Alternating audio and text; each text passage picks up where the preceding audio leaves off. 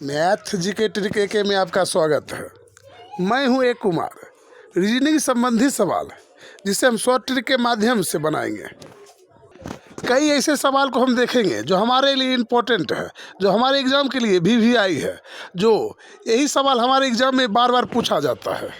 यदि आप चाहते हैं कि आपके सर पे भी सरकारी नौकरी का ताज हो, आपके हाथ भी कोई ना कोई सरकारी नौकरी हो, तो वीडियो को अंत तक देखते रहें। और वीडियो पसंद आए तो वीडियो को लाइक करें एवं चैनल को सब्सक्राइब करें, क्योंकि इसी टाइप का सवाल हर एग्ज़ाम में पूछा जाता है। चाहे वो यूपी पुलिस हो या बिहार एसएससी हो या ग्रुप डी हो या रेलवे का कोई भी एग्ज़ाम हो या किसी भी क्षेत्र का कोई भी एग्ज़ाम हो, इसी टाइप का सवाल हर एग्ज़ाम में पूछा जाता है। तो देखते हैं पहला सवाल क्या है। तो आपका पहला सवाल इस टाइप का है। तो यहाँ पर निम्नलिखित श्रृंखला का अगला पद ज्ञात करें। तो यहाँ पर आपका एक श्रृंखला दिया गया है और इसका अगला पद हमें खोजना है। तो यहाँ पर आपका एक श्रृंखला दिया गया है और इस श्रृंखला का अगला पद जो आपका प्रश्नवाचक का निशान यहाँ पर है, इस पर कौन सा संख्या आएगा, प्रश्नवाचक के निशान पर कौन सा अंक आएगा। तो सबसे पहले हम देखेंगे जो हमारा श्रृंखला जो है किस टाइप से आगे बढ़ रहा है, धीरे धीरे बढ़ रहा है या बहुत तेज़ी से बढ़ रहा है। तो यहाँ पर देखिए एक आपका सबसे पहले 5 है और 5 में यदि हम 2 जोड़ते हैं तो 7 हो जाता है। तो पहले 2 को प्लस किया गया। फिर यहाँ 7 में यदि हम 4 को जोड़ते हैं तो हमारा 11 होता है। फिर 11 में यदि हम 6 को जोड़ते हैं तो यहाँ पर हमारा 17 हो जाता है। और फिर 17 में यदि हम 8 को जोड़ते हैं, यानी पहले 2 था, फिर 4 हुआ, फिर 6 हुआ, फिर यहाँ पर आपका हो जाएगा 8। 8 यदि जोड़ते हैं तो हमें 25 प्राप्त हो जाएगा। तो यहाँ पर सबसे पहले तो आपका एक 25 हो जाएगा, एक आपका हो जाएगा 25। उसके बाद हम इधर से देखेंगे IJKLM में क्या हमारा है। तो सबसे पहले यहाँ पर हम देखते हैं जो I से यदि J में हम जाते हैं तो एक हमें प्लस करना पड़ता है, एक प्लस करना पड़ता है। और यदि हम J से L में जाते हैं तो हमें 2 प्लस करना पड़ता है। तो यहाँ पर 2 प्लस हो जाएगा। फिर L से हमें O में जाने के बाद 3 प्लस करना पड़ जाएगा। और हम O से आगे हम यहाँ पर 3 प्लस हुआ तो यहाँ पर हम 4 प्लस कर देंगे। तो O के बाद यदि हम 4 प्लस करते हैं तो हमारा S आ जाता है। तो यहाँ पर हो जाएगा S, यहाँ पर क्या हो जाएगा आपका S हो जाएगा। यदि हम 4 प्लस करते हैं तो हमें O के बाद S प्राप्त होता है। तो यहाँ पर आपका हो जाएगा, आपका सही उत्तर हो जाएगा 25S। 25S है जो आपका सही उत्तर है। तो अगले सवाल को हम देखेंगे, सवाल नंबर 2 को देखेंगे। तो नेक्स्ट सवाल को हम देखेंगे।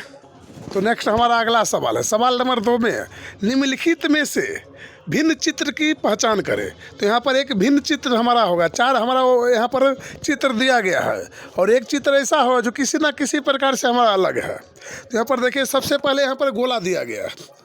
ये गोला दिया गया और इसमें आधा कलर कर दिया गया, इसमें आधा कलर कर दिया गया, इसमें देखिए आधा कलर है, इसमें भी आधा कलर किया गया, यानी यहाँ तक हमारा सभी में आधा आधा कलर किया गया और इसमें भी आधा कलर किया गया। उसके बाद देखिए ये हमारा यहाँ पर कलर किया गया है। यहाँ पर जो भी चिन्ह है इसके अंदर हमारा कलर है, इसके अंदर भी हमारा कलर किया गया। और एक देखिए इसमें है जो यहाँ पर हमारा त्रिभुज दिया गया है लेकिन इसमें कलर नहीं किया गया है। फिर यहाँ पर देखिए त्रिभुज का जो यहाँ पर कॉलम है ये घसा हुआ नहीं है, यानी खाली है। यहाँ पर आप देख सकते हैं जो त्रिभुज है यहाँ पर खाली है। और यहाँ पर देखिए यहाँ पर जो वृत्त का एक बिंदु है इसमें घसा हुआ है, यहाँ पर एक बिंदु है जो इसमें भी यहाँ पर घसा हुआ है। तो हमारा अलग है तो केवल यहाँ पर देखिए 2 नंबर जो है जो किसी ना किसी प्रकार से अलग है। सभी में देखिए ये हमारा बीच का भाग रंगा हुआ, यहाँ पर भी रंगा हुआ, यहाँ पर भी रंगा हुआ और यहाँ पर भी रंगा हुआ, लेकिन यहाँ पर हमारा खाली है। तो हमारा ये किसी ना किसी प्रकार से अलग है। तो आपका ऑप्शन हो जाएगा यहाँ पर 2 नंबर का। और देखिए ऑप्शन 2 कहाँ है, तो ऑप्शन 2 हमारा C में है। तो आपका सही उत्तर हो जाएगा C। तो सवाल नंबर 3 को देखेंगे। तो सवाल नंबर 3 आपका है प्रश्न चिन्ह की जगह सही आकृति चुने। तो यहाँ पर एक आपका खाली कॉलम दिया गया है, यहाँ पर कौन सा सही आकृति का है इसमें सेट हो जाएगा। इसे हमें घुमाने की कोई ज़रूरत नहीं है, इस आकृति को हम घुमा नहीं सकते हैं। तो यहाँ पर देखिए यहाँ पर तो आपका जो है इस टाइप से बन रहा है, यहाँ पर जो आपका बन रहा है इस टाइप से बन रहा है, इस टाइप से आपका जो है कॉलम बन रहा है। और आपका जो है इस टाइप से यदि हम चित्र को रखते हैं इस टाइप वाला तो हमारा सही हो जाएगा। इस टाइप का चित्र तो हमें दो जगह दिख रहा है, एक देखिए यहाँ पर हमारा ए में दिख रहा है और एक हमारा डी में दिख रहा है। और यदि हम इससे रखते हैं तो ये चित्र हमारा यहाँ पर आ रहा है और ये चित्र हमारा कहीं नहीं आ रहा है, ये दोनों हमारा गलत हो जाएगा। होगा या तो ए होगा या तो डी होगा। यदि हम ए को रखते हैं तो हमें घुमाना पड़ेगा, क्योंकि देखिए ये जो तीर का निशान है छोटा सा ये हमारा नीचे है लेकिन यहाँ पर ऊपर है। और यदि हम डी को रखते हैं तो सटीक हमारा बैठ जाएगा। यदि हम ऑप्शन ए को रखते हैं तो हमें घुमाना पड़ जाएगा, चित्र को घुमाना पड़ जाएगा। और डी को रखते हैं तो हमें घुमाने की कोई ज़रूरत नहीं हो, ज्यों का त्यों सेट हो जाएगा। क्योंकि देखिए यहाँ पर इस टाइप का हमारा चित्र भी है और यहाँ खाली ऑप्शन भी हमारा इस टाइप का हो जाएगा। इस टाइप का यदि हम देते हैं तो हमारा सही उत्तर बन जाएगा। तो यहाँ पर आपका सही उत्तर हो जाएगा यहाँ पर डी। जो डी आपका ऑप्शन है एम दिया गया, तो आपका सही उत्तर हो जाएगा ए। तो देखते हैं नेक्स्ट सवाल को हम। तो आपका अगला सवाल है सवाल नंबर 4, दर्पण प्रतिबिंब ज्ञात करें। तो यहाँ पर आपका एक दर्पण प्रतिबिंब निकालने के लिए बोला जा रहा है। और यहाँ पर देखिए आपका SMILEB दिया गया है, इसे बी नहीं है, यहाँ पर ए भी हमारा जो है दर्पण है। तो इसे यदि हम दर्पण में देखेंगे तो कैसे मालूम होगा। तो सबसे पहले आपका दर्पण जो है इस टाइप से है, सामने है। तो जब भी इस टाइप का हमारा दर्पण रहे तो हम यहाँ से सभी अक्षर को पकड़ के पलट देंगे। तो जो हमारा ये अक्षर इधर है वो हमारा हो जाएगा इधर, हमारा इधर हो जाएगा। और जो हमारा इधर है वो हमारा इधर हो जाएगा। और हमारा एम जो है एम ज्यों का त्यों रहेगा, लेकिन जगह सिर्फ चेंज हो जाएगा, इधर है तो इधर आ जाएगा। तो देखिए यहाँ पर देखिए एम को उलट दिया गया है, ये आपका गलत हो जाएगा। ये आपका यहीं पर जगह पर ही उलट दिया गया, ये भी गलत आपका हो जाएगा। या तो आपका हो जाएगा बी या तो हो जाएगा आपका एस। तो यहाँ पर हम देखेंगे जो एम भी हमारा मिलता जुलता है। एल यहाँ देखिए, यहाँ पर जो हमारा एल है बी में एल ज्यों का त्यों लिख दिया गया है। देखिए जैसे एल इसमें है वैसे एल इसमें है, तो ये भी हमारा गलत हो जाएगा। तो सही जो होगा वो केवल होगा आपका डी। तो डी जो है आपका सही उत्तर हो जाएगा। तो सवाल नंबर 5 आपका बोलता है जो लुप्त संख्या ज्ञात करें। सवाल नंबर 5 में लुप्त संख्या निकालना है। तो यहाँ पर 3 लिखा हुआ है और क्या किया गया है जो यहाँ पर 96 आ गया। फिर ये दोनों दो को क्या किया गया जो यहाँ पर 44 आ गया। फिर हम इस एक और एक को क्या करेंगे और यहाँ पर क्या आ जाएगा। तो यहाँ पर हमें प्रश्नवाचक के निशान पर कुछ ऐसा अंक खोजना है जो इसमें हमारा सही उत्तर हो। तो सबसे पहले यहाँ पर हम देखते हैं जो 3 को क्या किया गया है। तो सबसे पहले यहाँ पर हमारा 3 है और 3 को यदि हम गुना करते हैं तो 9 हो जाता। 3 को गुना करते हैं तो 9 हो जाता। और इस 3 को यदि हम जोड़ते हैं, इस 3 को यदि हम जोड़ते हैं तो हमें 6 प्राप्त होता है। तो यहाँ पर हमारा 96 हो गया। फिर हम इस 2 को हम गुना करते हैं तो 4 प्राप्त होता है। और इस 2 को यदि हम जोड़ते हैं तो भी हमें 4 प्राप्त होता है। फिर हम 1 को गुना करेंगे तो 1 प्राप्त होगा और 1 को जोड़ेंगे तो हमें 2 प्राप्त होगा। तो आपका यहाँ पर सही उत्तर हो जाएगा जो है 12 यहाँ पर सही उत्तर होने वाला है। तो आपका ऑप्शन हो जाएगा यहाँ पर सी। सही उत्तर आपका हो जाएगा सी। तो यहाँ पर आपका नेक्स्ट सवाल है सवाल नंबर 6, एक युद्ध के मैदान में हमेशा होता है। एक युद्ध के मैदान में हमेशा क्या होता है, इस बात पे हम ध्यान देंगे। तो एक आपका है तीर, दूसरा है रथ, तीसरा है हाथी और चौथा है सैनिक। तो युद्ध के मैदान में हमेशा क्या होना चाहिए, हमेशा क्या होता है। तो तीर यहाँ पर सबसे पहला ऑप्शन है। तीर ये जरूरी नहीं है हर युद्ध में तीर चलेगा, हो सकता है कुछ युद्ध में भाला का ही युद्ध होगा, गदा का ही युद्ध होगा, तीर होगा नहीं होगा। तो ये आपका ऑप्शन गलत हो जाएगा। फिर यहाँ पर आपका ऑप्शन नंबर बी है रथ। तो सभी युद्ध में रथ नहीं होता, हो सकता है कुछ युद्ध में आपका हाथी भी हो जाता है, कुछ युद्ध में हमारा रथ का प्रयोग होता है, कुछ में बिना रथ का ही होता है, लेकिन हर युद्ध में रथ का जरूरी नहीं रहता। तो ये भी आपका ऑप्शन गलत हो जाएगा। फिर यहाँ पर ऑप्शन आपका है हाथी, ये भी आपका गलत हो जाएगा, क्योंकि सभी युद्ध में हम हाथी नहीं देखते हैं, सभी युद्ध में ज़रूरी नहीं है हाथी होगा, क्योंकि कई ऐसा युद्ध देखने को मिलता है जिसमें एक भी हाथी हमें दिखाई नहीं देता। लेकिन डी आपका सही उत्तर हो जाएगा, क्योंकि जिस युद्ध में सैनिक नहीं है वो युद्ध नहीं होता है। हर युद्ध में सैनिक होगा और जिसमें सैनिक नहीं है वो हमारा युद्ध नहीं होगा। तो हर युद्ध में हमेशा क्या होता है, तो यहाँ पर आपका सही उत्तर हो जाएगा डी यानी सैनिक।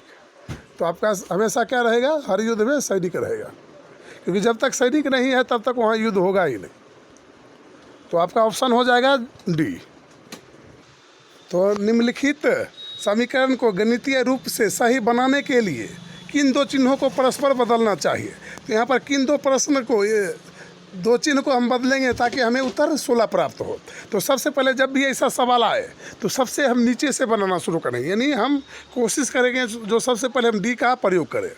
तो सबसे पहले हम डी का प्रयोग करते हैं, हम चिन्ह को बदलते हैं। तो यहाँ पर बोलता है यदि भाग और यहाँ पर हमारा घटा को चेंज कर दो, नहीं भाग के जगह पे हम घटा को रख देंगे और घटा के जगह पे हम भाग को रख देंगे। तो सबसे पहले यहाँ पर हो जाएगा हमारा 12 और यहाँ पर घटा है तो यहाँ पर भाग रख देंगे 3, फिर उसका जोड़ का निशान दे देंगे और यहाँ पर 8 कर देंगे।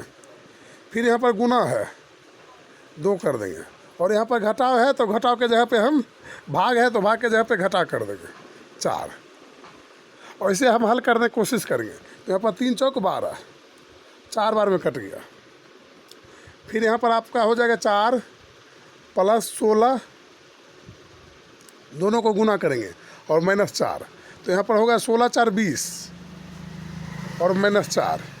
तो 20 में यदि हम 4 को माइनस करते तो हमारा हो जाता है 16, जो आपका सही उत्तर हो जाएगा यहाँ पर 16 यदि हमारा सही उत्तर हो जाएगा। तो हम कोशिश करेंगे जब भी ऐसा सवाल आए तो हमेशा हम ध्यान में रखेंगे जो ऐसे सवाल को हम डी ऑप्शन से बनाना शुरू करेंगे या तो सी ऑप्शन से बनाना शुरू करेंगे। हमारा इसका उत्तर ए और बी में लगभग नहीं के बराबर रहता है, ए और बी में लगभग नहीं के बराबर ही रहता है। तो देखते हैं अगला सवाल। तो नेक्स्ट हमारा अगला सवाल, दिए गए प्रत्येक आकृति का एक बार उपयोग कीजिए और 3 समूह बनाइए। इस प्रकार निर्मित 3 समूह है। तो यहाँ पर देखिए इस चित्र का एक बार प्रयोग करना है और इस टाइप का हमें समूह बनाना है। तो यहाँ पर कौन सा समूह हमारा सही उत्तर होगा। तो देखिए सबसे पहले सभी में हमारा 1 है, इसमें भी 1 है, इसमें भी 1 है, इसमें भी 1 है और इसमें भी 1 है, यानी एक टाइप का 3 हमें 3 चित्र को ढूंढना है। तो देखिए सबसे पहले 1 इसमें आ गया, तो सबसे पहले हम 1 ले लेंगे। तो 1 जैसा मिलता जुलता हमें 3 यहाँ पर चित्र को लेना है। 1 से मिलता जुलता देखिए कि यहाँ पर हमारा 5 है, फिर यहाँ पर 1 हमारा 7 है, ये तीनों हमारा मिलता है। तो 1 5 और 7, ये 3 हमारा समूह हो गया। फिर हम उसके बाद हम 2 को लेंगे और 2 से मिलता जुलता हमें 3 चित्र तैयार करना है। तो सबसे पहले 2 लेंगे, उसके बाद हमारा देखिए इससे मिलता जुलता हमारा 1 है, 2 आ जाएगा। उसके बाद हमारा देखिए इससे मिलता जुलता हमारा देखिए इस टाइप का यहाँ पर कटा हुआ अंदर में, तो यहाँ पर हो जाएगा 5, 2 5 और उसके बाद हमारा हो जाएगा 9, 2 5 9। तो यहाँ पर एक समूह हमारा हो जाएगा 2 5 9 और तीसरा समूह निकालेंगे हम। तो यहाँ पर आपका सबसे पहले देखेंगे 4, जो यहाँ पर प्लस का निशान है 4, अंदर में देखिए इसके अंदर में प्लस का निशान है। फिर देखिए यहाँ पर देखिए 1 प्लस का निशान यहाँ पर है, 4 3, यहाँ पर 3 नंबर हो जाएगा, फिर यहाँ पर आपका 8 नंबर हो जाएगा। तो ये हमारा एक समूह का निर्माण करता है। तो यहाँ पर हमारा ऑप्शन हो जाएगा 1 5 7। देखिए यहाँ पर 1 5 7 है, 2 5 9, सॉरी यहाँ पर 5 नहीं होगा, यहाँ पर आपका हो जाएगा 6। हमने 5 लिख दिया लेकिन यहाँ पर 6 होगा, क्योंकि यहाँ पर 6 इसलिए होगा, यहाँ पर 6 हो जाएगा क्योंकि 2 से मिलता जुलता 2 6 और यहाँ पर हमारा 9 है। तो यहाँ पर 2 6 9, फिर यहाँ पर 4 3 8, 4 3 8, ये हमारा सही उत्तर हो जाएगा। तो यहाँ पर सही उत्तर आपका हो जाएगा डी जो है आपका सही उत्तर हो जाएगा। इस टाइप का सवाल आजकल बहुत पूछा जाता है। यदि हमारा वीडियो पसंद आ रहा है तो वीडियो को लाइक करें एवं चैनल को सब्सक्राइब करें, ताकि इसी तरह का हर एक सवाल हम आप तक लेकर आते रहेंगे। तो देखते हैं अगले सवाल को। तो नेक्स्ट आपका अगला सवाल है। तो नेक्स्ट सवाल को हम देखेंगे। तो यहाँ पर एक कथन आपका दिया गया है और उसके अंतर्गत आपका निष्कर्ष दिया गया है। तो कथन कहता है आपका सभी कंबल आपका चादर है। सभी कंबल क्या है? चादर है। तो सबसे पहले हम कंबल को लिखेंगे। कंबल, सभी कंबल क्या है आपका? चादर है। तो कंबल जितना भी है वो हमारा क्या है? चादर है। चादर है, चादर लिख दो। उसके बाद कोई चादर पर्दा नहीं है। कोई भी चादर ऐसा है जो पर्दा नहीं है तो पर्दा को हम अलग लिख देंगे, क्योंकि कोई भी चादर ऐसा है जो पर्दा नहीं है। तो यहाँ पर हमारा इस टाइप का यहाँ पर डायग्राम बनेगा। यहाँ पर बोलता है सभी कम्बल, जितना भी हमारा कम्बल है क्या है, चादर है, यानी चादर के अंदर आ जाता है। सभी कम्बल क्या है, चादर है। और यहाँ पर कोई चादर पर्दा नहीं है, तो कोई नहीं है तो यहाँ पर हम टच नहीं करेंगे, इसे अलग दे देंगे। उसके बाद हम निष्कर्ष को देखेंगे, तो यहाँ पर निष्कर्ष बोलता है कुछ चादर कम्बल है। तो यहाँ पर देखिए कुछ चादर, यहाँ पर बोलता है कुछ चादर क्या है, कम्बल है। तो देखिए इतना बड़ा चादर है, इतना बड़ा चादर, लेकिन इतना जो जगह है क्या कम्बल है, तो हाँ कम्बल है। इतना जो जगह है वो कम्बल है। तो कुछ बोलता है तो कुछ चादर कम्बल है, ये आपका सही उत्तर हो जाएगा। फिर उसके बाद देखिए यहाँ पर बोलता है कोई पर्दा कम्बल नहीं है, तो कोई पर्दा क्या है, कम्बल नहीं, ये भी आपका सही उत्तर है, क्योंकि देखिए टच नहीं है, कोई भी पर्दा कम्बल नहीं है। यहाँ पर बोलता है नहीं है, तो ये भी सही कह रहा है। तो हमारा ऑप्शन ए और बी दोनों निष्कर्ष यानी सही उत्तर है। तो दोनों अनुसरण करते हुए हमारा ऑप्शन हो जाएगा ए, ये हमारा जो है सही उत्तर हो जाएगा। यदि आप चाहते हैं कि इसी तरह का हर एक सवाल हम आप तक लेकर आते रहें, तो वीडियो को लाइक करें एवं चैनल को सब्सक्राइब करें, ताकि इसी तरह का हर एक सवाल हम आप तक लेकर आते रहेंगे। फिर मिलेंगे अगले वीडियो में, तब तक के लिए जय हिंद, जय भारत।